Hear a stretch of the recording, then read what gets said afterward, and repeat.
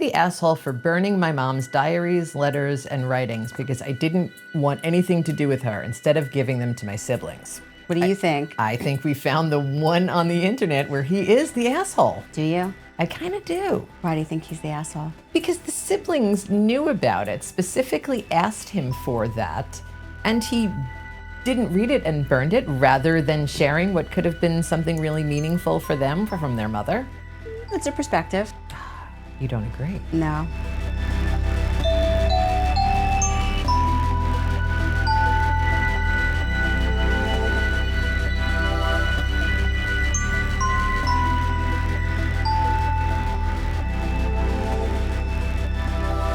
Hi, pod people. Welcome to this week's episode of Why Do People Do That? So this week's episode is going to be fun. A deep dive into Am I the Asshole? I'm sure you guys have seen them, read them, the Reddit posts. They're on Facebook, they're on Instagram, people writing in and asking, am I the asshole? So we've chosen a couple and I'm going to read them to Stacy and she's going to tell us, are they the asshole and why? And tell me your theory that not everybody is always an asshole. Yeah, that's my theory. You know, when my kids were little and whenever like they would come home and talk about like kids at school that were kind of like acting like assholes, they would say to me, you know, this person's doing this person's doing that. And I always try to find the story in it because whenever people are doing what they're always doing it for a reason. Nobody is ever doing anything just because. And so my theory is no one is really ever just an asshole. So I guess we're going to dive into this fun conversation today and figure out, are people just assholes or is there potentially a reason why people do the things that they do? Okay. I do find it fascinating, though, I will say this before you start, that this is even a thing. Why am I the asshole or why are people assholes or whatever it is, right?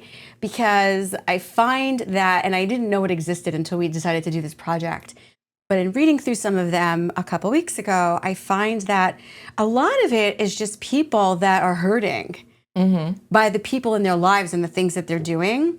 And they're looking for some sort of validation from others. Yep. Like, tell me that it's okay that I'm angry with my mother. Or tell me I'm not crazy for reacting in a certain way to my husband, boyfriend, boss doing whatever they did. Exactly. So I think that this whole this whole concept, am I the asshole, really is just people's way of reaching out and looking for support and validation to say, I need permission to feel the way I feel. And so I think maybe that could be part of the conversation too. Okay, we ready to get started? Go for it. Okay, readers on. Yep. Okay, am I the asshole for wanting a divorce after my husband gaslit me into believing him flirting with a coworker was okay because I was just hormonal? I'm a 30-year-old female, married to my 34-year-old husband for 6 years. We have 2 beautiful children, 3-year-olds and 8-year-old. We've been together for 10 years, and our relationship has been amazing from the beginning. About a year ago, I was 6 months pregnant. I noticed my husband paying more attention to his phone when he came home from work. One night during dinner, the phone kept dinging. I asked him about it. I asked who has his attention lately. It was a female coworker who had just transferred to the department, along with a good colleague of his in this group chat. Never heard of this female coworker before, so I tried to play it off as my husband being nice to a new colleague. Days went by and the phone became the bane of my existence. Constantly dinged, I was fighting with him for attention when I got home from work. I'd had enough. So one night when he was showering, I went through his phone. Never a good thing. Oy. And there it was, the group chat along with Instagram messages of just my husband and the female coworker teasing each other about work. Confronted my husband and confessed that I had indeed gone through his phone. I was embarrassed as this was the first time for me, but I explained I had a hunch that something wasn't right and needed to see for myself. Pointed out that the group chat was quite unusual, but the private chats were inappropriate for a married man. I simply requested that he refrain from having private chats with her. He agreed and apologized for making me upset. A few months later, now I am 8 months pregnant, and we are returning home from a summer vacation. My son's iPad began dinging repeatedly in the back seat. My husband had connected his iCloud to our son's iPad. There it was, repeatedly, text after text, even pictures this time. I was at my wit's end. I confronted my husband with rage, anger, and distrust. His reasoning was, "You're just hormonal right now." This isn't you. You're not jealous or insecure. Once you're no longer pregnant, you should get to know her. Come have a drink with her. You'll like her. Using my own hormones and emotion against me at 8 months pregnant, I unfortunately caved and believed him and left it at that. Shortly after welcoming our newborn baby and adjusting to our new family, we experienced pure bliss. However, one evening after we tucked the children in bed, I found myself browsing through the phone, admiring pictures, and ding, it's her. Instantly, without hesitation, opened the conversation, my mouth dropped, and it was a conversation with the two of them, talking alone in a car 5 days a week. I felt an instant wave of regret. Regret for not listening to my gut and letting him gaslight me into thinking this situation was all in my head because of my hormones. So now I want a divorce, and my husband is begging not to ruin our family. So am I the asshole for breaking apart my family? So much to unpack there. Yeah, there is a lot to unpack there. And I really want to start with the last sentence. Am I the asshole for breaking up my family? Right? So what I hear there is a woman in pain who feels guilty for acting on, it sounds like what she wants to act on. What she wants to act on is basically saying, I don't trust my husband and I don't think I want to be with him anymore. But then I'm breaking up the family, which is fascinating because he's the one engaging in the extracurricular behavior, right? She has shared with him time and time again how uncomfortable it makes her.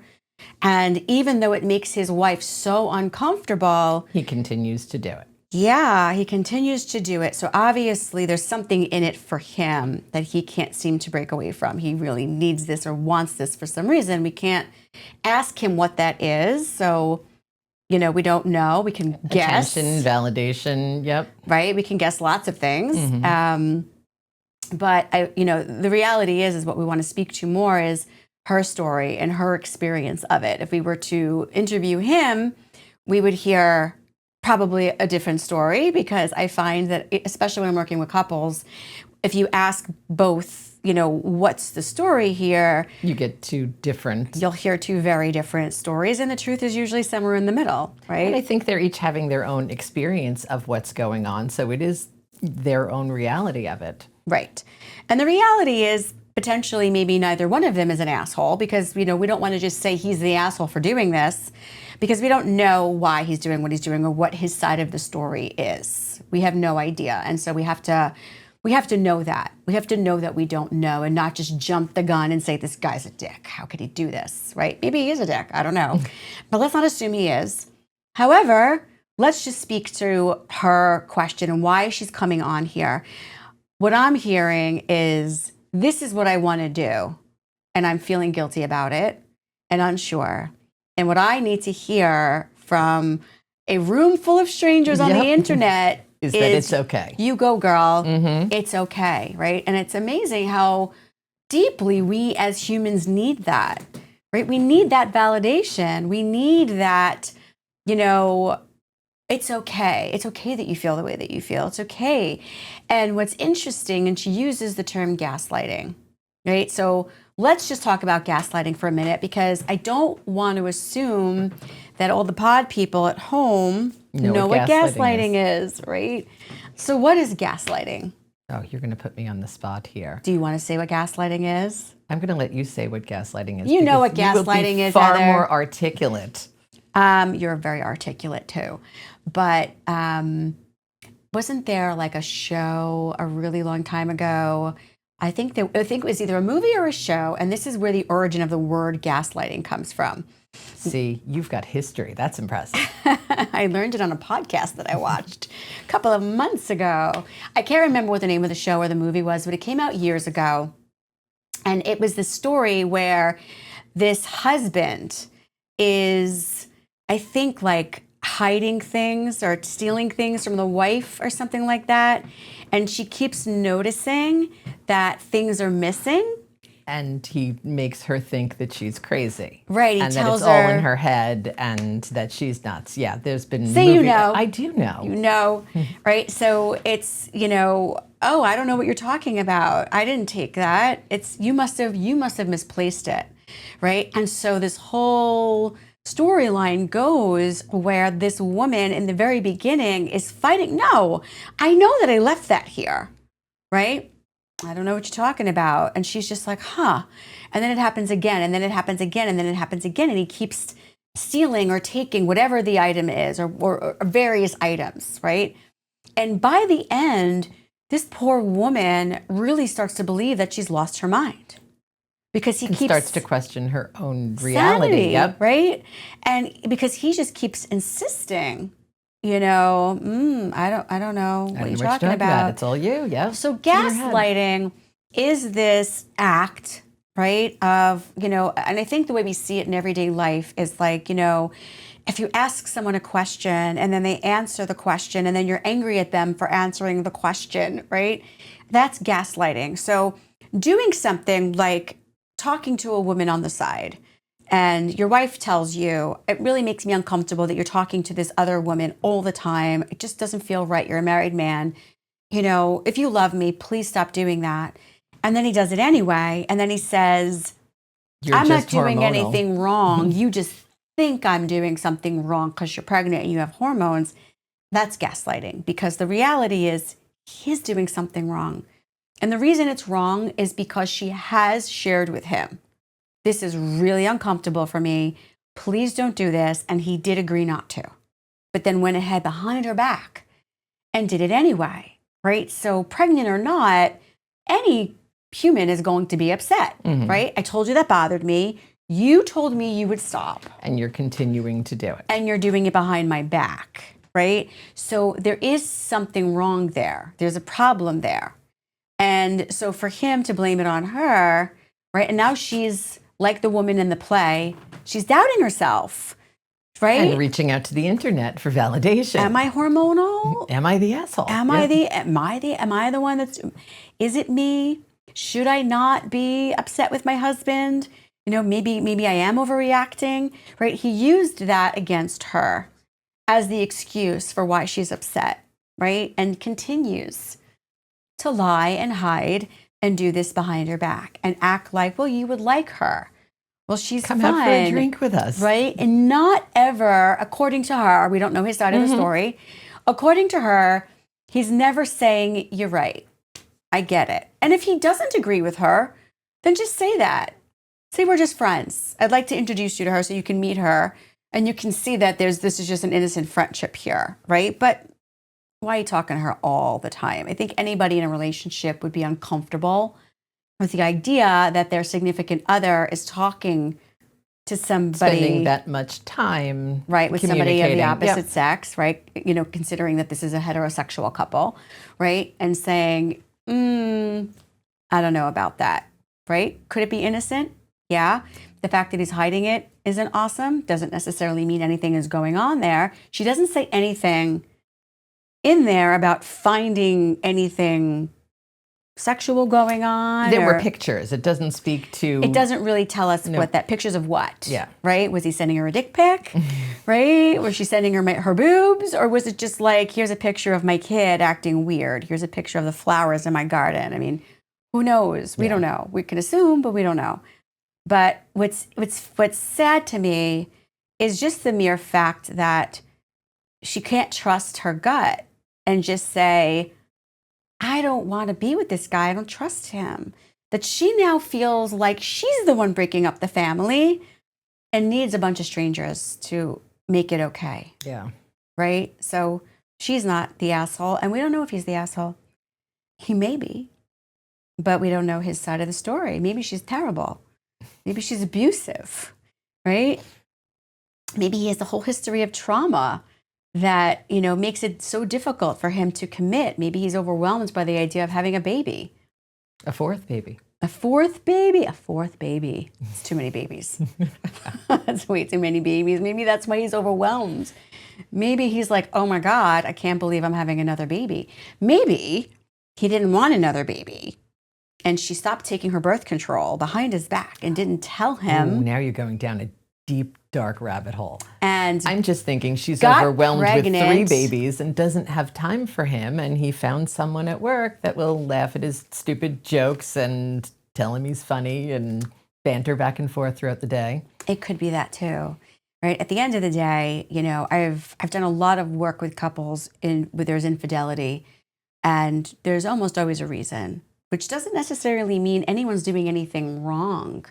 Sometimes it's just life and dynamics and lack of communication. And there's so many reasons why people start to go for attention outside the marriage. And I don't like to judge it and say it's wrong or not wrong, or it's bad or not bad, or you're a bad person if you do this. You're not the asshole. You're not the asshole. You're not just automatically an asshole because you cheat. It's a matter of what's going on. And, there's so much to unpack there, but that's not what this podcast is about. Nope. We can have a whole other podcast about infidelity, which I plan to do because I'd like to read this amazing book by Esther Perel and have a conversation with you about it in the future. But for all intents and purposes, let's move on to the next Am I the Asshole? Okay. You ready for a second one? I'm ready. Okay. Okay. Am I the asshole for not helping with my parents' marriage issues? Glasses on because the title is bold and I can only read that. My parents have always had clashing personalities, and it's common for them to pick fights with each other every single day. I, 17-year-old female, used to try to calm them down or try and stop the fight, but it's proven useless as they never listen to me and just continue screaming at each other without actually achieving anything. Recently, after their fights, my mom has been turning to me after my dad leaves and continuing to shout all her complaints to me about him. This has been happening for a couple of years now, at 17. And I don't know what to do besides listen. However, it really messes with my head sometimes and puts me in a bad mood for the rest of the day. So today I asked if she could stop turning to me after the shouting matches. My mother called me cold-hearted and said I offered no emotional support and started talking about that's why I don't go out with friends and have a social life. I told her to stop, but she kept going on about how I should be trying to help with their marriage if I love and care about my parents. Told her if she really wants help, she should try talking to him instead of shouting. Despite this, she kept saying that if they divorce, it'll be my fault and I'll feel guilty because I didn't do anything to fix it. Am I the asshole for not trying to help? Ugh. Oh, your face. It was... That really hurt my heart. It was really sad, but I think it's really a common thing that happens, that parents arguing will put their child in the middle and use their child as a pawn. Yeah, I see this. I mean, I will tell you, over the course of my work as a social worker, being in private practice, I've seen thousands of this kid. Thousands. I'm sure. Thousands. There's so many of them. And the term that we use for this is... Not the asshole? Not the asshole. Certainly not the asshole. Parentified child? What do you got? Parentified child, that's it. They're the parentified child. And what that means is that the parents are usually subconsciously and unknowingly, it sounds like this mom has very little self-awareness, but it sounds like, this mom is really putting this poor kid in a position to think that she needs to be the parent. Not even putting her to think that. She's literally telling her, like, if we You're get the parent. divorced, this is going to be your fault. You're going to feel guilty. You should be fixing this. My relationship with my husband. That's a power play. That's gaslighting behavior. That's narcissistic abuse. That's mom saying, I need to, and this is probably all subconscious. Mom doesn't have the awareness or the wherewithal to even know what she's doing. But this is mom saying, I am going to manipulate my daughter into making this better because emotionally I can't tolerate what's going on here and I don't feel like I have the power to fix it. I'm desperate. I don't know what to do. And I'm relying on her to fix it because I can't hold the responsibility myself. So I am making my child responsible for what's going on here because it's too big for me. I mean, is she saying all this to herself, in a way that she can understand? No, but this is the dialogue that's going on in the background in this woman's mind. There's definitely a personality disorder going on here with mom.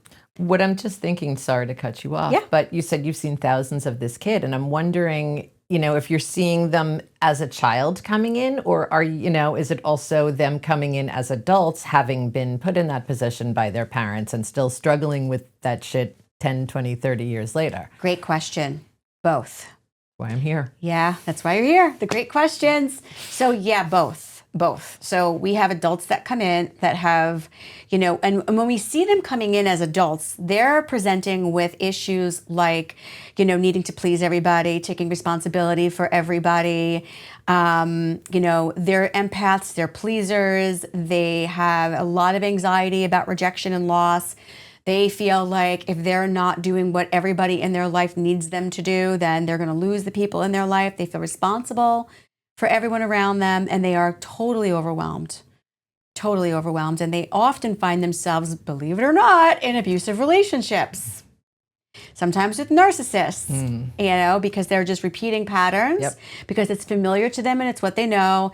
And they're reenacting this relationship because they're trying to, prove themselves and repair what feels broken inside of them. And it's their role, and it's the only role they know. The child that comes in is in a better position because as therapists, we can then offer that child what we like to call the corrective experience. They get to come in and sit in the room with a therapist and do what this girl's doing on Reddit. Am I the asshole, right? That kid gets to come in and sit in the room with a therapist who is able to help that child reflect on the situation and be able to tell the story, fostering a sense of clarity over what's going on so that she can then say, this isn't my responsibility. She can find her voice in a safe space where it's going to be validated and it's going to be heard, and she can find her voice underneath the abuse. And it can correct the situation and basically block the internalization of the abusive objects in her life. Like that's her fault and her responsibility. Right, which then breaks the cycle so that the child then feels like, this isn't my role. I don't have to do this, and it's okay that I don't do this, right? Because what you have here is a kid who, she's a smart cookie. She knows that this is not healthy. She knows that this should not be her responsibility. But there's a part of her that's scared because she's 17 and she's living in this house. If I abandon this ship and I don't intervene and I don't help, and then things do go south quickly, am I going to feel responsible? Is it going to be my fault? What's going to happen? Mom's telling her that it is. Right. Am I smart enough to know, or am I tricking myself? Am I fooling myself? Right? Can I trust my own voice? And that's why she's reaching out in desperation. And I'm praying that the responses she got there were validating and telling her 100%. Yes, she's the asshole, not you. It's not your responsibility, because that is the corrective experience that this poor kid needs. And I pray she'll go to therapy, because what she really needs is to sit in a room and experience the transference between her and a therapist, where the therapist can take on that parental role and say to her, it's not your responsibility. And whatever happens here, it could be scary and it could be hard. And going through your parents' divorce might be difficult. But we can tolerate distress. We can tolerate difficult things. You're already doing it. You're already tolerating difficult things. But it's okay to say this isn't my responsibility and allow things to play out, and to ditch that role as the parentified child in real time as the child while it's still happening. Because it's a lot easier to ditch that role at 17 than it is at 40 when you've been doing it your whole life. Yep. Wow. Okay. You ready for another one? Next. Okay. Yeah. In a similar vein to the other one, but hello, my fiance and I have been together for 5 years, engaged for 2. Before we got together, he was single for quite a while. When we started dating, I noticed he followed quite a few Instagram models, the ones that post thirst traps, half-naked photos, and the like. First, it didn't bother me. What he did and who he followed before we got together had nothing to do with me. He was single and can do what he wanted. I didn't think anything of it after that, but over the last year or so, I've noticed that every time he opened Instagram, it was full of those girls. 2 days ago, I got curious and went on his Instagram and noticed that he has continued to follow these girls even after we got together, and added significantly more recently. Yesterday, I told him I felt uncomfortable he followed so many of these girls, and it bothered me that every time he opened Instagram, it was half-naked girls, boobs, and thirst traps. We had a discussion, and he told me it was unfair of him to ask because he wouldn't do that to me. My first response was that if he felt uncomfortable with me following anyone, I would unfollow them because his comfort is more important than some random people I don't know on social media. When I explained to him that, he compared him following those women and seeing those pictures to the books I read, some spicier books. I guess 50 Shades of Grey type stuff. Yeah, it's a good one. Yep. So not just am I the asshole for asking the fiance to follow? So I told him that me reading words on a page and using my imagination for those things was not the same as constantly looking at other girls on social media. Told him I was uncomfortable and I felt insecure that he followed these girls. I just asked if he would unfollow them, considering we are getting married next year. I get that my insecurities are my own thing, and he told me I shouldn't try and compare myself to these women on the internet. He did end up unfollowing them, and it ended up being over 60 different pages he unfollowed. I feel like I may have been the asshole in this relationship. I know in the end it is his page and he can do what he wants, but it truly did make me feel uncomfortable. So am I the asshole? I wonder what the responses were. You can tell me after. Okay. So again, no one's the asshole. It's really, let me just stop you for 1 second. Yeah. It was really hard to find, like, yes, you're the asshole. There were a couple about, like, parents and weddings and like things like that. But a lot of them, most of them, as you scroll through these pages, are not the asshole. See? Because no one's really ever just an asshole. Right? I mean, the human experience is so complicated, right? There's so much going on there. So much. So the first thing that pops into my head, remember that episode we did maybe like a month or two ago where we were talking about throwing shit? Yes. Right? And the whole point of that podcast, just to brief it down, was that we're story writers, right? That we will write stories about what other people are doing and assign meaning to their behavior based on the story that we write. And that comes from our own experiences and our own feelings, right? So what she's doing here is she's taking some insecurities that she has and maybe feelings about herself, and she's looking at his behavior, he likes to look at boobs. This guy likes to look at boobs.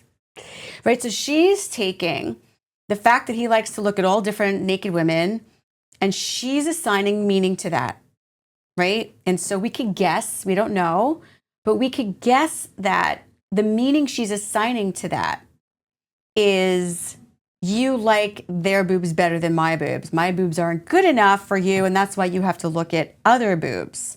If you liked my body and you were attracted to me, you wouldn't need to look at another naked woman. And it's interesting that he had said to her, like, to not compare herself to those women. So Right. obviously, yep, like you said, she is and feeling insecure. She probably is. And this is very common. We see this a lot when we work with couples.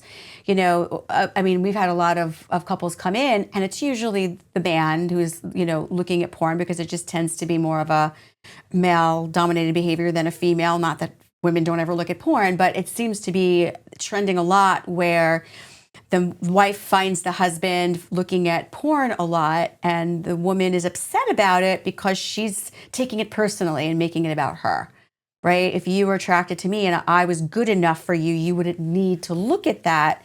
And that's not always true. Yeah, most of the time it's not the issue. Yep. It's not the issue. And he might actually be right in saying, how is this any different? What you get out of reading this spicy romance novel is the same thing that I'm getting out of looking at the boobs on Instagram. That might actually be true, right? Because if he's not engaging in any sort of relationship with these people, he's messaging them and talking to them and going to see them, he's just looking at boobs, right? And of course, we can't interview him to know what it means. But what we do know is that it's very possible that this woman is projecting some sort of insecurity that she has into this, that she's writing a story about what this means for him, that he's looking at all of this. Right? And now she's making him responsible for her feelings by saying, you're not allowed to look at that anymore because I don't like how it makes me feel. And so the question is that fair to do? Is it fair to ask your spouse to be responsible for your feelings? Or is it better practice to be responsible for your own feelings and say, just because that makes me uncomfortable doesn't mean he's doing something wrong? And that's something that I have to work on. I think that the first one's a little bit different because this is a scenario where the guy is literally engaging in, sounds like a little bit of an inappropriate relationship with a female coworker, where he's literally talking to her Yeah. all the time, every day, all day long, and lying to his wife about it, right? But with this, is the guy doing something wrong by looking at boobs on Instagram? He's not hiding it or keeping it a secret. It's right there in the open. And, you know, it's just like a guy who likes to look at porn or a guy who likes to look at Playboy, or if that's even still a thing. You know, it's just what he likes to do. And That's even still a thing. I don't know. I People mean, buy magazines? Do people buy them? Are magazines? Do magazines exist? That's a whole other conversation. But anyway, you know, so I feel like in this scenario, this is one of those things where it just is a conversation that needs to be had. And what's really interesting is that he did unfollow them. Like Yeah. her feelings mattered to him, and he wasn't so attached to this, you know, this behavior that he was, you know, okay, if that's what you're asking me to do, I'm willing to do that. He got to a point where he was like, it's not worth it Yeah. to just look at boobs on Instagram if it's going to make my wife this upset. But I'm going to create a Finsta account so she doesn't have to know. But I mean, the reality is he going to be resentful at some point that, you know, if he said to her, I want you to stop reading those romance novels because it makes me uncomfortable that you're reading those. Right? Like, would that be fair? No. Why I just can't read romance novels anymore, but I really enjoy them. Yeah, but it makes me feel insecure, so you have to stop reading them. Right? I mean, there's a line, right, that we have to draw sometimes, even in relationships, right? Like we can communicate to one another about things that bother us, and we can try to accommodate the people that we love. But to a point, right? We don't want to go so overboard to the point that we're giving up hobbies or things that we enjoy, or things that are important to us just because the other person's uncomfortable, when it's really more about them and their own feelings that they're responsible to manage. So that's my 2 cents. But again, no one's an asshole here. No. Just something that needs to be, it's really about just self-awareness. What did people say? What was their feedback?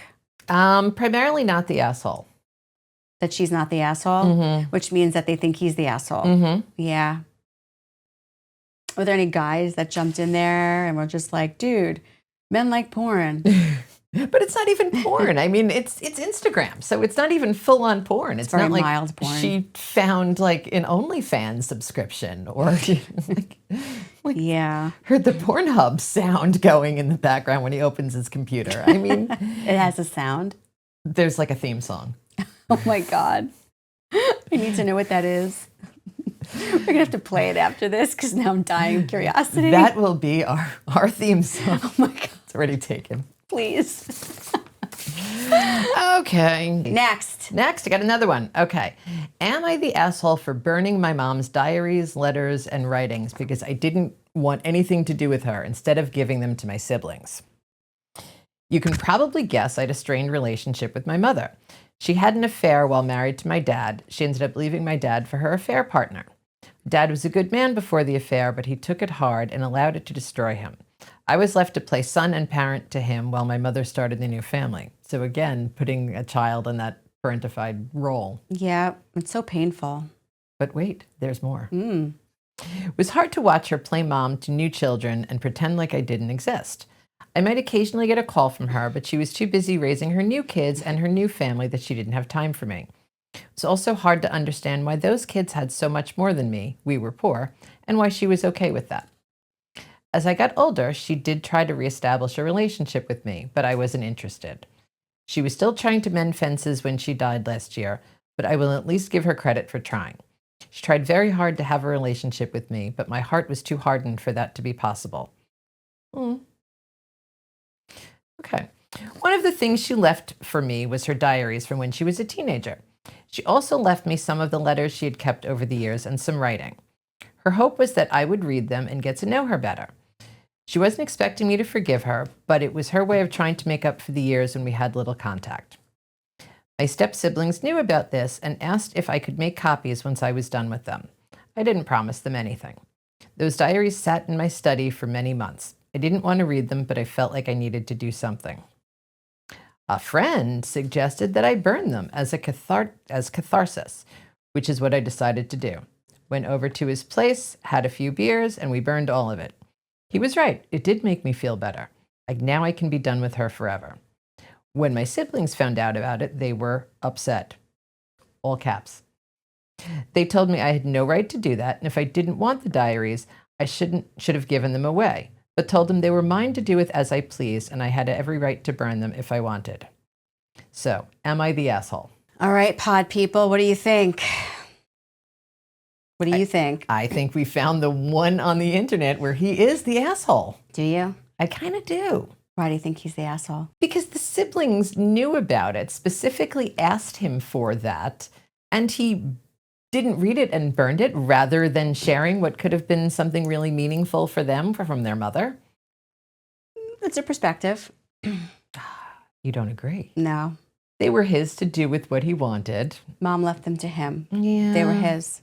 They belonged to him. And the siblings that asked for it were the step siblings, correct? The mother's kids, but yeah, not. Yeah. So No, half siblings. so they were the siblings that mom was living with. Mom had kids with affair. Right. Yes. So it was the kids that the mom lived with and raised that got more than he got. Yes. Yeah. There's a lot there. Right. So what I'm hearing, no one's ever just the asshole, Heather. And I get too the, kind of being, this is his way too, of like he grew up not having, they got mom's attention and here's one final way to say fuck you to them. Yeah. So I think there's a lot here. What I'm hearing is, number one, I think we need to kind of just have a moment of silence to honor this poor guy's pain. There's so much pain here, right? And he knows it. He even Yeah. acknowledged his hardened heart and not wanting a relationship with her. He felt so abandoned by his mother. And even worse, he had to watch her from his perspective, right? Again, we only hear one side of the story. He had to watch his mom be a better mother to other kids than she was to him, which is even more painful than mom just leaving. Because mom just leaving is mom just leaving. But mom leaving, but showing that she could be a good mom, but was just choosing to be a good mom to other kids and not him, is painful. Absolutely. Right? Especially since he did live with her and did experience her being his mom. But then when you add the layer to it that he then had to witness his father, I guess, sort of unraveling quite a bit, I would imagine he probably had some anger towards his father for not being able to kind of hold it together and step up and be the parent. Both of his parents disappointed him here. Yeah. He blames his mother for his father not being able to step up and be strong and for falling apart. But at the core of it, there's got to be a little kid there who's just like, come on, Dad, get it together. I need you. I need you. I'm your kid. I'm still here. Yeah. Right? I need you to step up and be my dad. And it sounds like, again, according to him, Dad had a hard time doing that. Right? So there's an enormous amount of pain here. But I think to add the other layer to it, it sounds like mom wanted to repair things with him. Yes, it sounded like she had made efforts to, and he was not willing to do that. He couldn't do it. And so in her death, right? In her death, she sort of passively aggressively throws at him. Here, son, I want you to get to know who I am. And he probably felt, I'm guessing, no, you don't get to do that. You don't get to throw yourself at me after you've died so that I can feel bad or conflicted about how much I've hated you all my life, right? I think for him, potentially, he needs to keep hating her, especially now that she's dead. Right? He can't now. What if he reads all of this? And she was a wonderful, amazing. And yeah, he hears a whole other side to the story that now he doesn't get to talk to her about. That he doesn't get the opportunity to repair things because now she's gone. It's too late. And maybe he was so scared to find out what was in that she was leaving to him that was so important to her. And I think he was so scared and just wanted to hold on to the anger. You know, the anger suits me. The anger keeps me safe from you. And I can't risk finding something out that's going to be a conflict for me. And so to me, that lighting everything on fire, not only is it cathartic, but I feel like it's really an aggressive way of saying, I don't want to know that part of you. Knowing that part of you isn't going to suit me. I don't ever want to know. I don't ever want the opportunity to know. I don't want this evidence to even exist so that I can keep myself safe from ever having to delve into the conflict of what might lie on these pages. Couldn't he have just given them to the siblings? No, because then they still exist. But he doesn't know what's in them. But they will know. But he has no relationship with them. They might find it. They might say something to him. He might find out. Plus, he has a lot of resentment towards them. It's not their fault. No. In their defense, Yeah. right? They didn't make this happen. They didn't choose this, right? They didn't say, you know, love us more than our siblings, screw him. But he has a lot of resentment towards them. And so for him, this was a cathartic way of saying, you know what? This is a part of my mother that I get, that I don't have to share with you. I had to share my mother with you. You took my mother.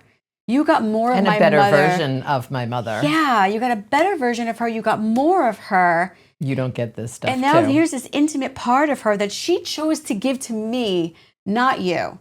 You don't get it. And he's angry, and he's entitled to that anger. And I get that, you know, for the siblings, that sucks.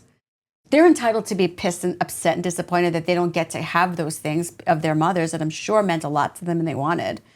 If I were them, I'd want it too. But this was important for him. And he has his own journey and he has his own story and he has an enormous amount of pain. And if this was his way of holding on to that part of his mother that she gave to him, and this is what he needed to do with it, he's entitled to that. He doesn't owe them anything. No. But now you're making me doubt my initial opinion of he's the asshole. I think your mom's the asshole, potentially. Yes. But to her defense, we don't know her story either. I guess I'm looking at it from the perspective of the siblings of, like, you didn't need to read them. You could have just given them to us. Yeah, they want their mom's diary. I get it. But there's so much pain here for him, and it was his. You know, you got her. You got to live with her. You got the better version of her. She left this for me, and this is what I need to do with it. And I'm allowed to do what I need to do. And that's okay. So not the asshole. Not just the asshole. Okay. No, I don't think he's an asshole. I think he's just a kid in pain, right? Probably his inner child jumped out there and said, you know what? This is my opportunity to act out my feelings. I'm angry and I'm hurt.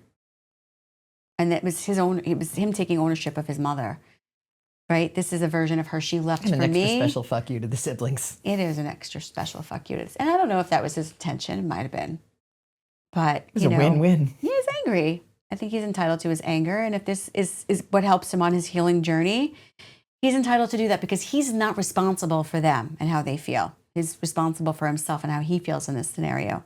And I think it's probably that protector part of him that showed up and his inner child that kind of jumped out there and said, like, it gets to be about me now. Yeah. Well, you've made me rethink my whole thing on this. That's my job. Yeah. Okay, I think we've got time for one more. Okay. Okay, there's a lot to unpack here. I, female 26, have been with my partner David, male 27, for 3 years. We just got engaged a few weeks ago, which is deeply exciting. But we've recently had an argument about what that meant for our future, and I need some advice. David has a group of guy friends from college that he still hangs out with. I support this. I don't try to keep him from having a life outside of me. But a few months into dating, he told me about this tradition they had. You're not going to believe it. Back in their second year of college, they were all single. But the ringleader, Burton, had the idea for Homosexual Tuesdays, a day where they could take out their loneliness and horniness together, and it wouldn't count. Apparently, it was such a hit that they stuck with it, even as some of the boys started dating women again. do I just power through this or do we stop for a moment?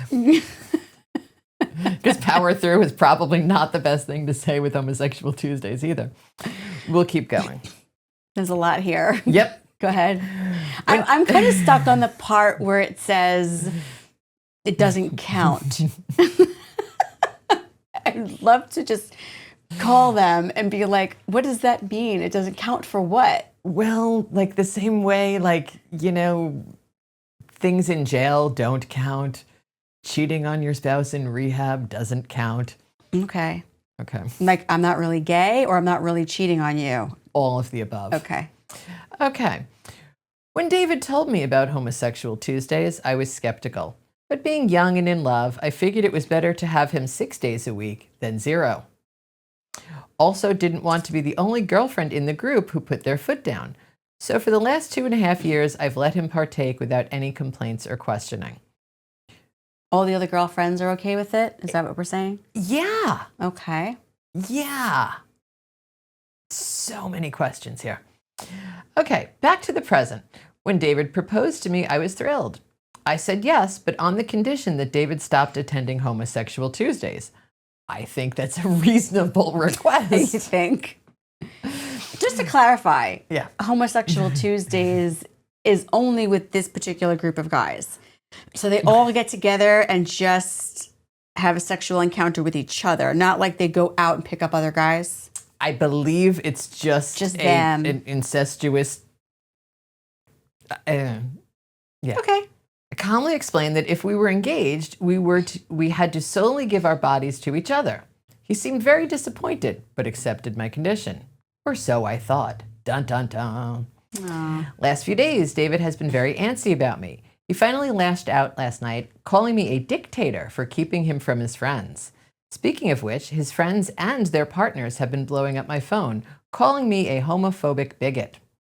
Some of these men are married now themselves, and their wives are mad at me for being uncomfortable with their extracurriculars. I'm at a complete and total loss.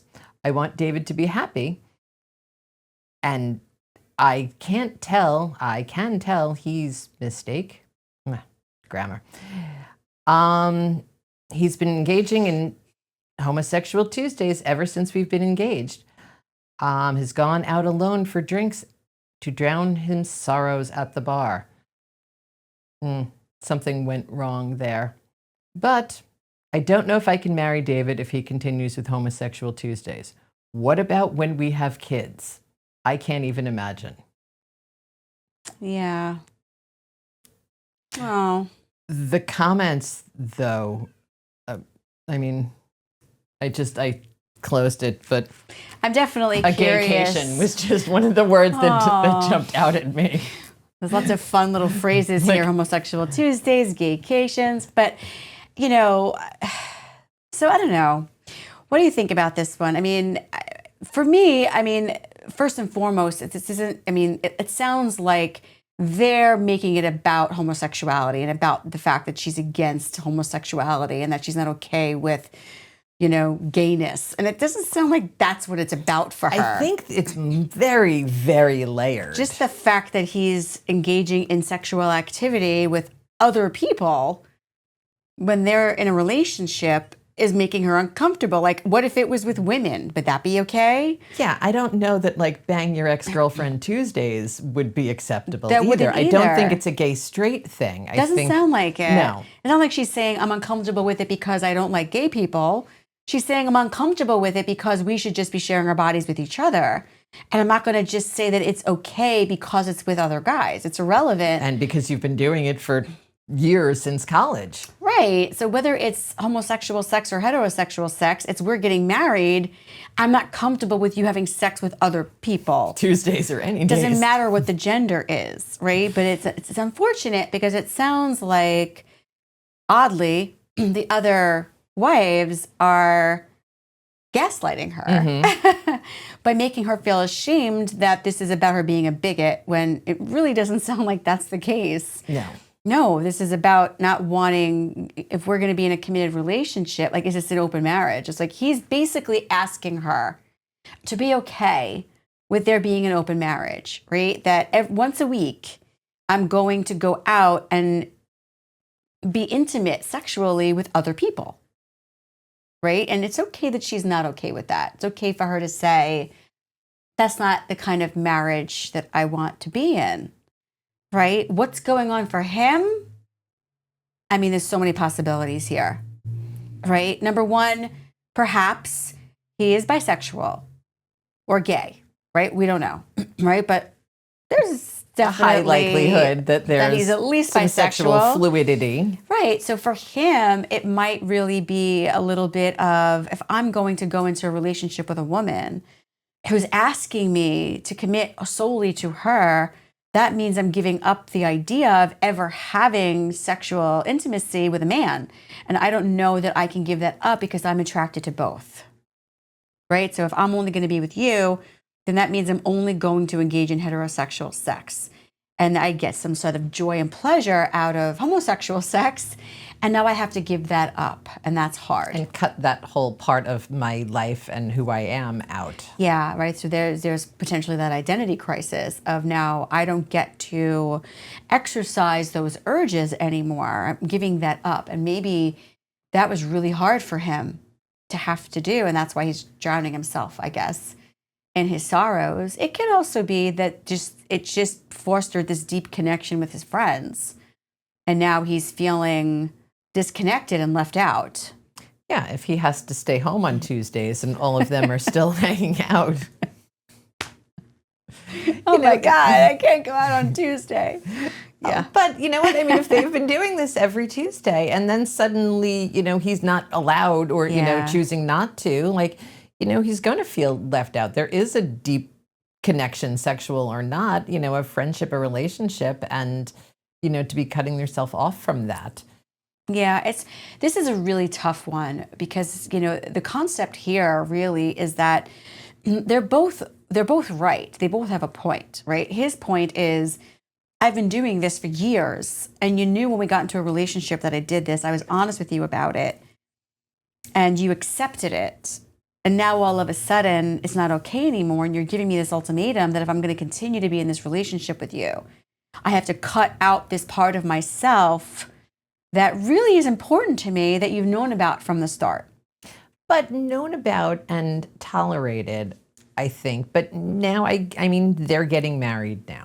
Yeah, and she's not okay with it anymore. And it's okay that she doesn't like it. Yeah. It's okay that it makes her uncomfortable. It's okay for her to feel that she doesn't want to share her spouse sexually with other people, that she doesn't want to be in an open marriage. That's okay too. That's the point, is they're both entitled to how they feel. But it's interesting too, the way you're saying open marriage, because, they're trying, he's trying to frame it as it doesn't count. It doesn't count to him. Right? Sounds like it does count to her. Right, but it does count to her, right? Him saying it doesn't count, I guess this is his way of saying this isn't about you, right? And it's not. I'm not cheating on you. This is about a deeper connection that I have with my friends and this ritualistic thing that we do that's about us and our relationship. And I don't want to have to give that up. It would be like, if we had this ritual where every 6 months we went away for a girls' weekend, and we were doing it for years and years and years, and we loved doing it. And then we got married and our husbands were like, I don't want you doing girls' weekend every 6 months anymore. What do you mean? But I love girls' weekends. This is when I bond with my friends. We've been doing it forever. I would be devastated to have to miss that. It's part of who I am. It's part of my connection with my friends, right? So unfair comparison of weekend every 6 months that does not involve us having sex. Right, because we're not having sex at girls' weekend. However, it's, again, something she knew about. But, I mean, those things that we kind of accept when you're dating, and I think it's important that they're having this conversation before they get married. Because I think there are things that, you think are okay when you're dating that maybe you assume will change once you get married. Like, oh, he won't do this anymore, or that won't be an issue anymore. And that's toxic to a relationship, though. And we see this come up all the time. And it could be something as benign as, well, I figured when we got married, you'd stop going to the football game with your friends. Or I figured You that figured wrong. right. I figured that you wouldn't go out on Sunday for wings and dip and football on Sunday. Or I figured you'd stop playing golf on Sunday mornings. What are you doing? Right. And we see this come up with couples all the time. This assumption or expectation that once, I'll accept that you like to do that, but then as soon as we get married, I'm going to ask that you stop. Right. And the other person is like, what do you mean? I've been doing this the whole time. This is who I am. And I never hid that from you or kept it a secret from you. And now you're giving me this ultimatum that if I want to marry you, I can't do that anymore. Why? And I think sometimes the person feels tricked. You pretended that this was okay, but now you feel that you have the right to tell me I can't do this anymore because we're in a marriage. But you're asking me to give up a part of who I am. This is my identity. This is how I connect with myself. I like to play golf. I like to go to the football game. I like to have homosexual sex with my friends on Tuesdays. Whatever it is, right? Is it okay if we accept something about somebody for years to then say, now because we're getting married, you have to stop? Feels yucky. It does feel yucky. Yep. It's okay to not be comfortable with something and want to communicate that with your spouse. But to lay that ultimatum out there after accepting it for years is also hard. That's a hard thing to navigate. And all I'm thinking in reading this too is like, are they being safe? Like, is that just Oh my like, God, I didn't even think syphilis about that. traveling around the circle of friends and like just, the hope that they are being safe. Well, if they're only having sex with each other and their wives and no one has syphilis, they should be all right. If they're going out to the bar. If someone strays and has a homosexual Thursday outside of the group. Or heterosexual. Or a You can get heterosexual syphilis Saturday. from Yeah. everyone has syphilis. Yeah. Or anyone could. That's probably better. Everyone has syphilis. But anyway, it's this concept of, Pulling the is it healthy in a relationship to accept a behavior for years and years and years and then turn around and say, by the way, you can't do this anymore. You can't do this anymore. I don't like it. And I'm going to give the ultimatum and tell you that you have to give up this part of yourself that is so important to you. Right? Like maybe what he needs to do is really talk to her about what why this need is. This is important to him Yeah. and what this means, because she could be assigning meaning to it. What does it mean to her that he's doing this, and what is it about? Yep. There's a lot in that. There is. I wasn't going to use it, but I just thought it was interesting. It's a fun one. It was. So I think we're just about out of time. It's time to wrap up. Okay. So did you have fun with Am I the Asshole? I did. Thursday? I could spend hours. I could spend hours on Am I the Asshole? We'll have to do it again. I would love to. All right, pod people. I hope you learned something today. I think that my goal was to prove that no one is ever just the asshole. And even though it's a fun topic, right? At the end of the day, in all seriousness, is, the human experience is complicated. Yeah. There's so many different, things that we deal with as people in our lives. And we have to be kind to ourselves and the people that we love, because there's always a reason. No one is just an asshole. No one is just an asshole. Even the guy I thought was an asshole. No, he's not an asshole. You talked me He's out just of in it. pain. He's in pain. All right, so That's it. We're wrapping up. with that, I'm Heather. remember, no, Damn, we're it's not time done to yet. go. We have to remind our pod people. Like and subscribe, Like and you and- know where to find us. Exactly. On So YouTube. please subscribe to our podcast so that we can tell you when there's new episodes coming out, and so that you can be reminded, and so that our podcast can keep going strong, so we can continue to be here for you. We are on YouTube and Spotify, Apple, and your favorite iHeartRadio. and lots of other places. Wherever you find podcasts, there we are. So don't forget to hit subscribe, rate us, share us with a friend. And Feel free to put in the comments if you have an I'm the Asshole story. We'd love to feature it on our next Am I the Asshole episode. That's a great idea. It is. Yeah, we'd love to hear from you. Comment and, message us, however, wherever, Facebook, Instagram, on YouTube, tell TikTok? us. TikTok. We're on the talk. Ask us your questions if you think you might be the asshole or somebody else might be the asshole, and maybe we'll talk about it the next time we do this. Yay. So with that said, I'm Stacy. And I'm Heather. And we are Why Do People Do That? We'll see you next time. Bye-bye. Why Do People Do That is recorded and produced by Press Record Studios.